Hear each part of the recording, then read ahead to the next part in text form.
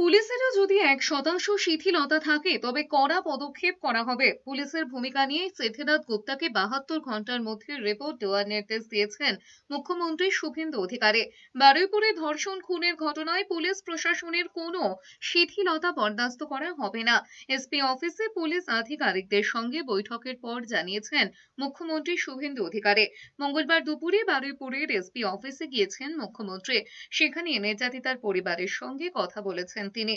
শুধু তারা নয়, কিশোরীর দেহ উদ্ধারের পর গণপিটুনিতে নিহত যুবকের পরিবারের সঙ্গে দেখা করে কথা বলেছেন মুখ্যমন্ত্রী। নির্যাতিতার পরিবারের দাবি মেনে মুখ্যমন্ত্রী বারুইপুরে সূর্যপুরে অবিলম্বে একটি নতুন পুলিশ আউটপোস্ট গঠন করার জন্য ডিজি এবং হোম সেক্রেটারিকে নির্দেশ দেওয়া হয়েছে। স্থায়ী ভবন তৈরি হওয়ার আগে প্রয়োজনে কোনো ভাড়া বাড়ি নিয়ে হলেও দ্রুত এই আউটপোস্টের কাজ চালু করতে বলা হয়েছে। আগামী সপ্তাহে দ্বিতীয়বার যখন নির্যাতিতার পরিবারের সঙ্গে দেখা করতে আসবেন তখনই সূর্যপুর আউটপোস্টের উদ্বোধন করা হবে। এসপি অফিসে স্থানীয় সাংসদ সায়নী ঘোষ, বিধায়ক বিমান বন্দ্যোপাধ্যায়ের সঙ্গে কথা বলেছেন মুখ্যমন্ত্রী।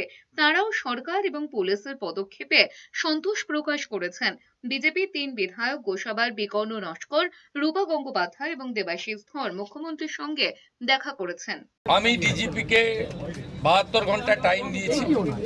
তিনি আমাকে, আমি যা ফাইন্ডিংস পেয়েছি, ওনার যে অ্যাডমিনিস্ট্রেটিভ প্রসিডিওর রয়েছে, প্রসিডিওর অনুযায়ী একটা রিপোর্ট দেবেন। সূর্যপুরে ভিকটিম ফ্যামিলি একটা আউটপোস্ট চেয়েছেন। আমরা আউটপোস্টও ডিজিপি এইচএসকে বলেছি করতে হবে।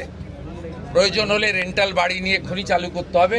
আমি এখানে এমপি এমএলএ পলিটিক্যাল পার্টিকে ডেকেছিলাম। এমপি সায়নী ঘোষ তিনি মিট করেছেন। মাননীয় বিধায়ক প্রাক্তন স্পিকার বিমান ব্যানার্জি মিট করেছেন। 1-to-1 কথা হয়েছে, সেটা আমি বাইরে বলবো না। আমার মনে হয়েছে তারাও স্যাটিসফাইড।